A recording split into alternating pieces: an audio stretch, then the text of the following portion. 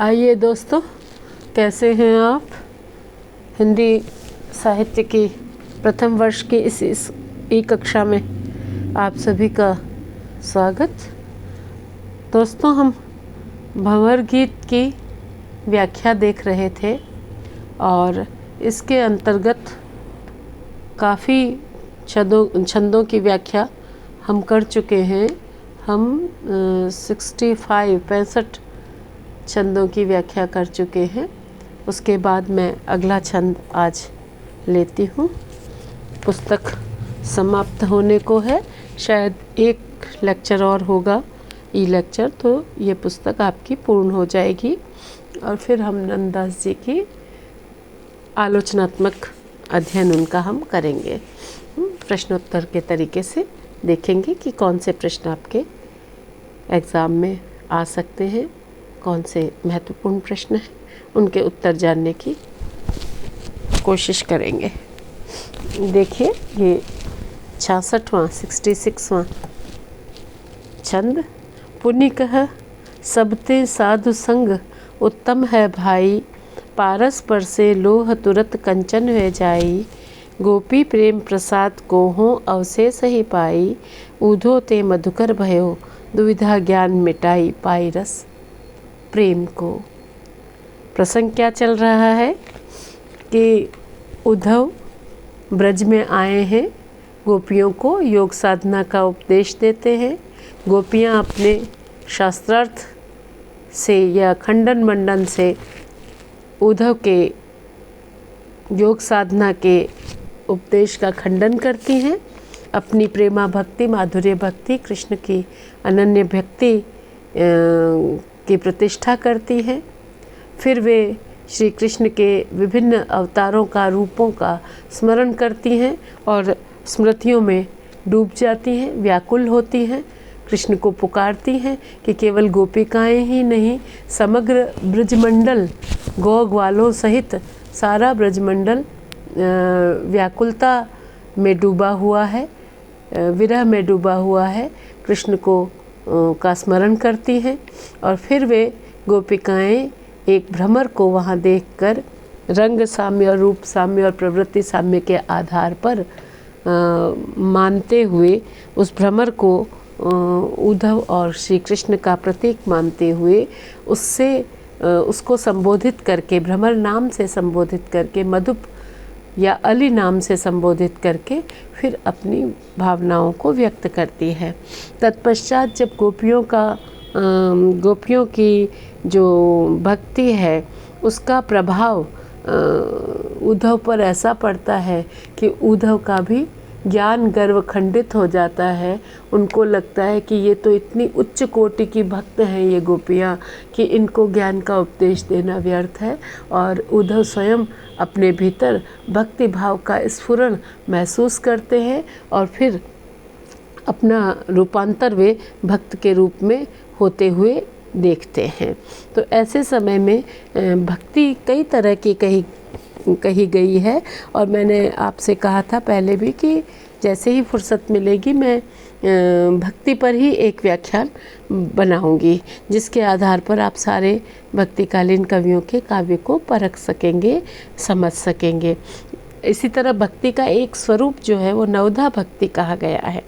नवधा भक्ति कौन सी है कि इसमें 9 अंग हैं, जैसा कि नाम से स्पष्ट है। तो पहला अंग है श्रवण।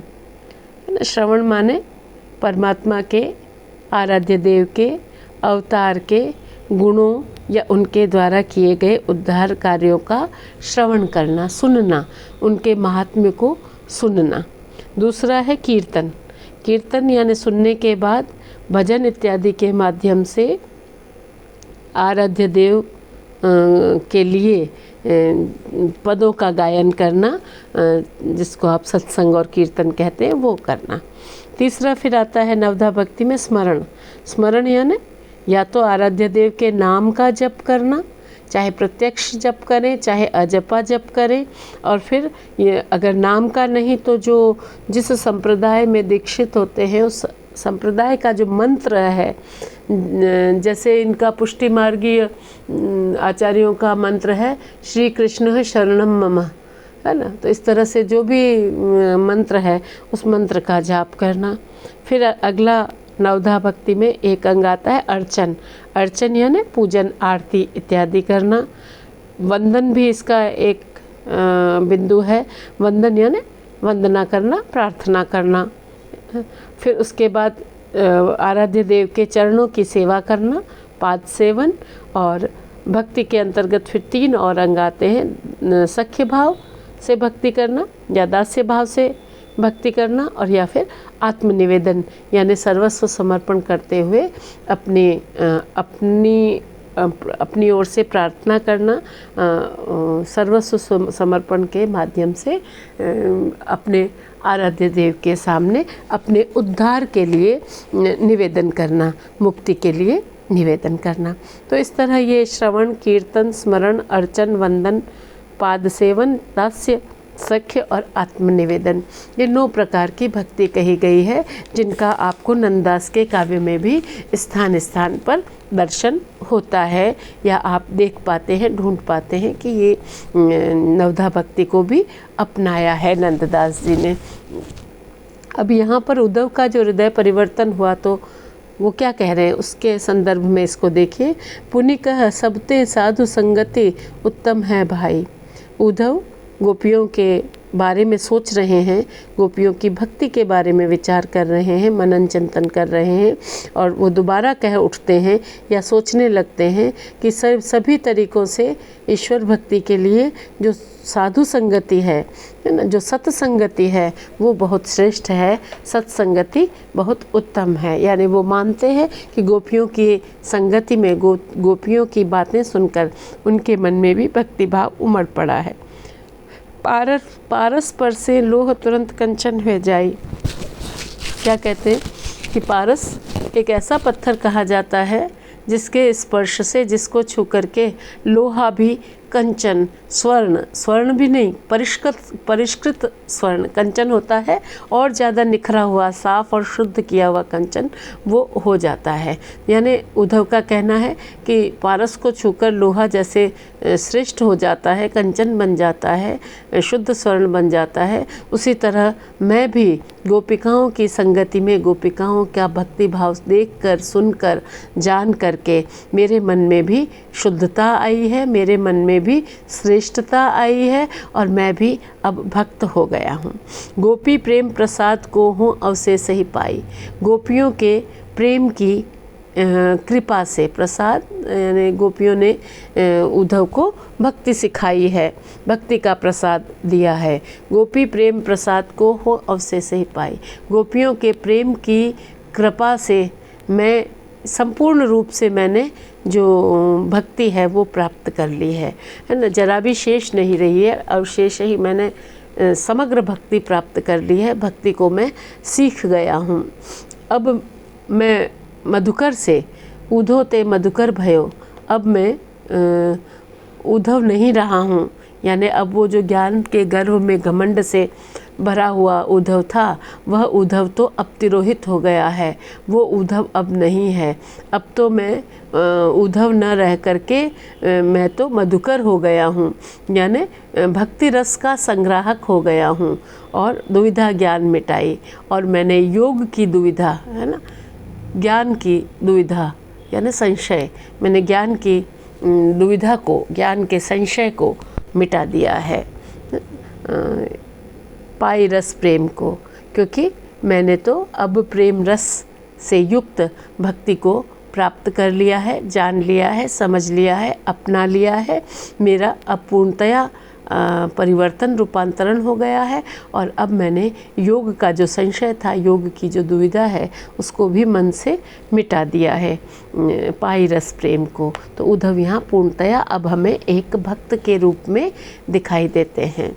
अगला अंश देखते हैं, नेक्स्ट जो है पुनि कह परसत पाई,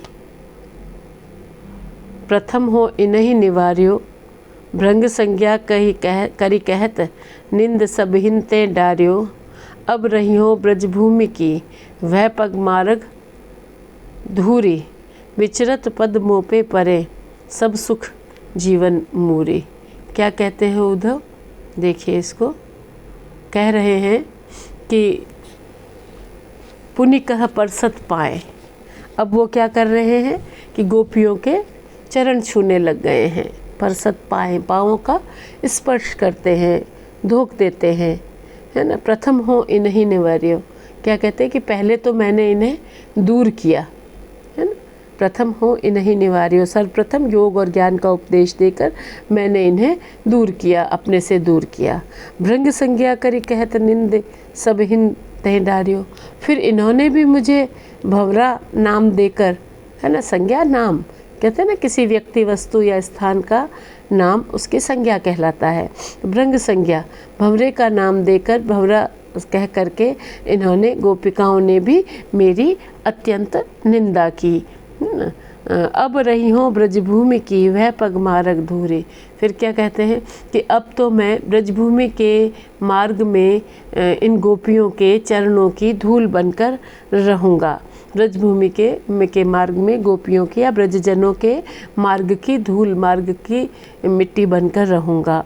विचरत पद्मों पे परे सब सुख जीवन मोरी। क्या कहते हैं कि जिससे इन भक्तों के विचरण करते समय उनके पाँव मुझ पर पड़े, है ना, तो मुझे सब सुख जीवन मोरे, तो मुझे संजीवनी बूटी मिल जाए, मुझे सुखों का मूल मिल जाए, है ना, जो कि मुनिन्हु दुर्लभ है, ऋषि मुनियों को भी दुर्लभ है। वह भक्तों का साथ, भक्तों के चरण मुझ पर पड़े तो मुझे जीवन का मूल, संजीवनी, है ना, मुझे अति प्रिय वस्तु मिल जाए। उनके चरण मुझ पर पड़े तो ये मुनियों को भी दुर्लभ है। ऐसे बहुत सारे दोहे और छंद लिखे हैं।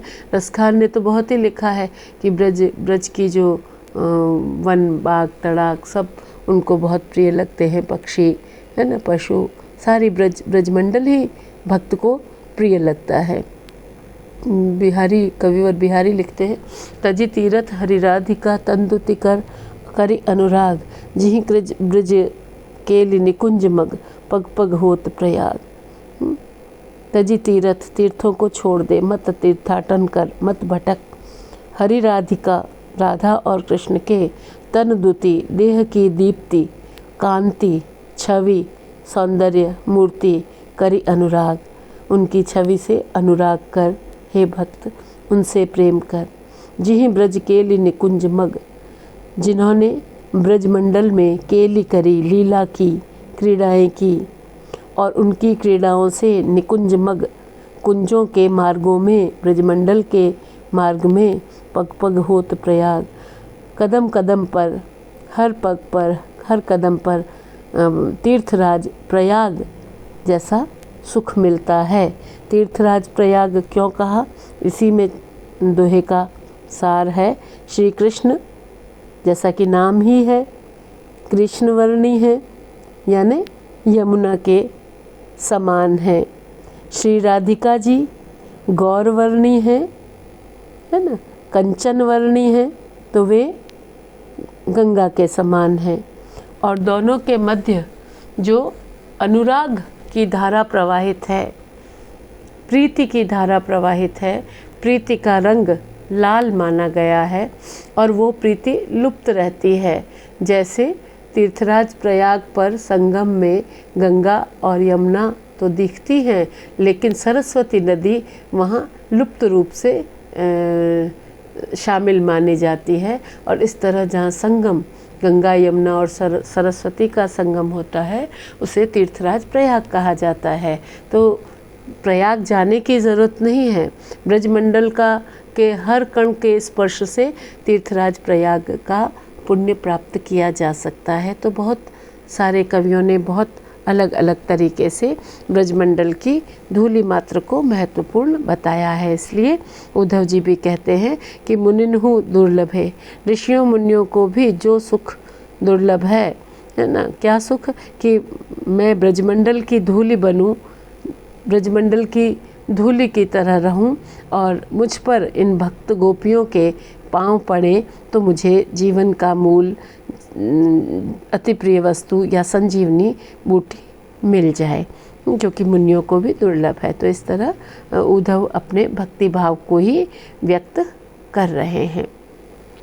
अगला छंद देखिए, कै, इसमें भी चेंज करें, कै हो वह रहो गुल्म लता बेली बन माही, आवत जात स्वभाव परे मोपे परछाई, सोऊ मेरे बस नहीं जो कछु करो उपाय, मोहन हो ही प्रसन्न जो यही वर मांगो जाए, कृपा करे दे ही जो। क्या लगता है?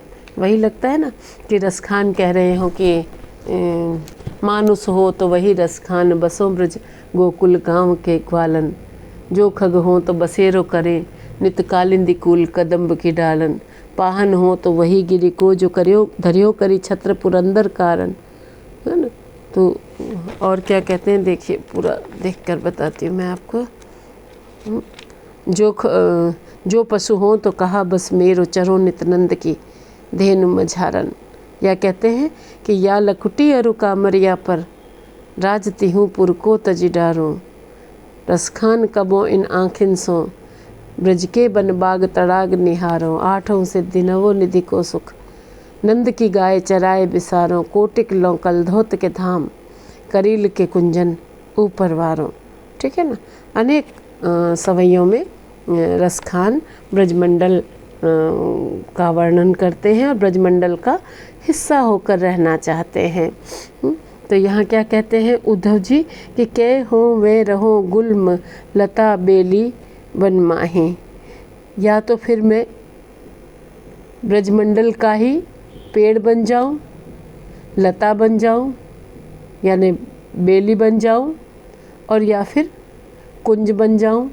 मैं वृंदावन की प्रकृति से एकाकार हो जाऊं। गुल्म छोटा पौधा, मैं छोटा पौधा हो जाऊं, है ना। मैं कुछ भी बनूं, वृंदावन का ही बनूं, वृंदावन का ही हिस्सा बनूं, यही मेरी अभिलाषा है। आवत जात स्वभाव परे मोपे परछाई, और आते जाते जब ये भ्रमण करेंगे गोपिकाएं, है ना, तो आते जाते सहज ही मेरे ऊपर इनकी परछाई पड़ेगी। मुझे किसी न किसी तरह से गोपियों का यानी भक्त जीवात्माओं का साथ मिलेगा। आवत जात स्वभाव, स्वाभाविक रूप से आते जाते मेरे ऊपर इनकी परछाई पड़ेगी, मुझे इनका साथ मिलेगा, ये मेरी अभिलाषा है ना। सोऊ मेरे बस नहीं जो कछु करो उपाय। फिर क्या कहते हैं कि ये सब होना भी मेरे वश में नहीं है कि मैं कुछ उपाय कर सकूं जिससे मैं गुल्म लता बेल कुंज वृक्ष बन जाऊं। मोहन होई प्रसन्न जो यह वर मांगो जाए। फिर क्या सोचते हैं कि यदि भगवान कृष्ण प्रसन्न हो तो मैं जाकर उनसे यही मांगूंगा कि कृपा करके मुझे यही वर दीजिए, कृपा करी दे ही जो। अगर वो मुझ पर कृपा करेंगे तो मुझे वो ये वाला वरदान दे देंगे कि मैं ब्रजमंडल का हिस्सा बन जाऊंगा। ठीक है। तो यहाँ अब देखिए कि जो मैंने आपसे कहा था कि पुष्टि क्या है ना। पुष्टि माने कृष्ण का, आराध्य देव का अनुग्रह, पोषणम तद अनुग्रह, है ना। तो ईश्वर की कृपा ही आवश्यक है। तो फिर अब यहाँ भक्त के रूप में पूर्णतया उद्धव परिणत हो गए हैं कि कृपा करी दे ही जो।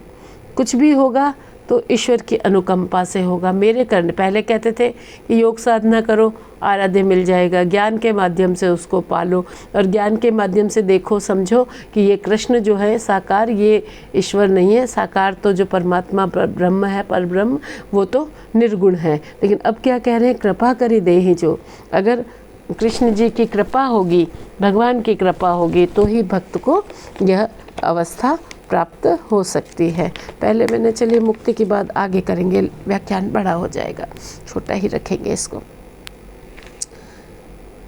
अगला छंद देखिए, ऐसे मन अभिलाष करत मथुरा फिर आयो, गदगद पुलकित रोम अंग आवेश जनायो, गोपी गुण गावन लग्यो, मोहन गुण गयो भूली, जीवन को ले का करे, पायो जीवन मूली।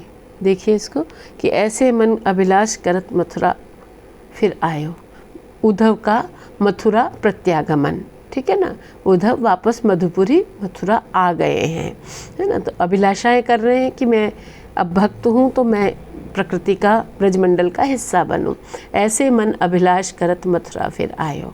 बहुत सरल पंक्तियां हैं कि इस तरह मन में कामना करते हुए, आकांक्षा करते हुए, इच्छा करते हुए, अभिलाषा करते हुए कि वे भक्त बनकर वृंदावन का ही कोई हिस्सा बने, ऐसे करते हुए उद्धव मथुरा आ गए। गदगद पुलकित रोम अंग आवेश जनायो, है ना। उनका जो कंठ था वो गदगद था, पुलकित रोम, रोम रोम पुलकित या रोमांचित था, और अंगों में प्रेम का आवेश था। अंग आवेश जनायो, है ना। उनके मन में उत्फुल्लता थी, प्रफुल्लता थी, है ना। उनके भीतर जो कृष्ण का भक्ति भाव है कृष्ण के प्रति, वो उमड़ रहा था। आवेश यानी तीव्रता से वो जो है उमड़ रहा था, भाव तेजी से उमड़ रहा था। गोपी गुण गावन लग्यो मोहन गुण गयो भूली। अब वो तो खुद भी गोपीमय हो गए थे उद्धव, तो गोपियों के गुणगान करने लगे। मोहन गुण गयो भूली। पहले तो मोहन को निर्गुण बताते थे, मोहन के मित्र थे, कृष्ण के मित्र थे, कृष्ण को निर्गुण बताते थे। वो तो उनकी जो भेद बुद्धि थी वो तो समाप्त हो गई, दुविधा बुद्धि थी वो समाप्त हो गई, और गोपी गुण गावन लग्यो। अब वे तो गोपियों का गुणगान करने लगे। जीवन को ले का करो, पायो जीवन मूरी, भक्ति को सारी है ना। फिर कहने लगे उद्धव कि मैं जीवन को लेकर क्या करूँगा। पायो जीवन मूरी, मैंने तो जीवन का मूल प्राप्त कर लिया है ना। जीवन का मूल क्या? प्रेमा भक्ति। मैंने जीवन के मूल को प्राप्त कर लिया है। भक्ति को सार यह सभी भक्तियों में, नंददास जी कहते हैं उद्धव के माध्यम से कि सभी भक्तियों में माधुर्य भाव की जो प्रेमा भक्ति है वही श्रेष्ठ है, वही भक्ति का सार तत्व है। ठीक है, आगे चले। ऐसे सोचत जहाँ श्याम तहाँ धायो आयो, परिक्रमा दंडोत बहुत आवेश जनायो। कछु निर्दयता श्याम की करी क्रोधित दो नैन, कछु ब्रज बनिता प्रेम की बोलत रस भरी बैन सुनो नंद लाडिले। ऐसे सोचत श्याम जहाँ तह धायो आयो। इस तरह सोचते सोचते उद्धव वहाँ आ गए जहाँ कृष्ण सुशोभित थे, जहाँ कृष्ण विराजमान थे, वहाँ वह उद्धव दौड़ते हुए आए। भावावेग की अवस्था है ना। भावावेग की अवस्था में मानो तीव्रता से आए। परिक्रमा दंडोत प्रेम सोहेत जतायो, बहुत आवेश जनायो। फिर उन्होंने कृष्ण को प्रणाम किया, प्रणाम करके परिक्रमा की। ये उस समय का लोकाचार है। जब आपने देखा कि उद्धव ब्रजमंडल गए थे, वृंदावन गए थे, तो गोपियों ने भी अर्ध्य आसन, पहले उनको जल पिलाया, फिर आसन दिया बैठने को, है ना, और फिर परिक्रमा की उनकी। तो यहाँ भी दंडवत यानी भूमि पर अष्टांग दंडवत, है ना, पूरी तरह लेट करके प्रणाम किया, फिर परिक्रमा की, और फिर अपने प्रेम और विनय को व्यक्त किया, है ना। देखिए इसको कि परिक्रमा दंडोत बहुत आवेश जनायो, और बड़े प्रेम से, विनय से, बहुत भाव विह्वलता से। भाव विह्वलता कहने को बहुत कुछ है ना, लेकिन लोकाचार का परिपालन किया, शिष्टाचार का परिपालन किया, संस्कृति का परिपालन किया। और कृष्ण के प्रति गुस्सा है अब, लेकिन फिर भी पहले उनको दंडवत प्रणाम किया, फिर उसके बाद परिक्रमा की, और फिर प्रेम और विनय को उन्होंने व्यक्त किया। कछु निर्दयता श्याम की, फिर कुछ कृष्ण की निर्दयता से दोनों आँखों को क्रोधित करके उन्होंने बताया, है ना। देखिए कविता कहाँ अच्छी बनती है। कविता वहाँ अच्छी होती है जहाँ शब्दों से एक चित्र खड़ा होता है। अगर यहाँ कोई पारिभाषिक शब्द और डाल दिए जाते, है ना, या उन वाक्यों को लिख दिया जाता जो उद्धव ने कहे, तो बहुत कुछ जो रचनाकार है वो पाठक की, श्रोता की कल्पना पे छोड़ देता है कि तुम सोचो अब, है? अपनी कल्पना से सोचो, और अपनी कल्पना जिसकी जैसी कल्पना वैसा उसको अर्थ की व्यंजना होती है। तो कछु निर्दयता श्याम की करी क्रोधित दो नैन। फिर उन्होंने आँखों में गुस्सा भरा, उनके नेत्रों में गुस्सा आया और कृष्ण की निर्दयता को, निष्ठुरता को, कृष्ण ने जो गोपियों को भुला दिया है ऐसा लगता है उद्धव को। तो ये बात वो कहने लगे। कछु ब्रज बनिता प्रेम की बोलत रस भरी बैन। और कुछ गोपियों की प्रेम भावना में, है ना, की बात उन्होंने आप्लावित वाणी में बोले। कुछ ब्रजवनिता प्रेम की बोलत रस भरी बैन। और जब ब्रजवनिताओं के प्रेम की बात की तो कैसे करी?